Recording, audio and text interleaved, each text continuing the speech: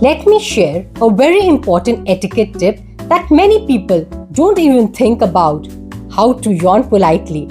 When you're tired, the first thing we do is yawn with our mouth wide open. But this is exactly what you should never do. Yawning openly looks careless, disrespectful, and shows a zero awareness of the people around you.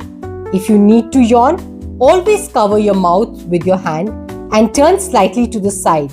It's simple, subtle, and it keeps you looking composed and considerate.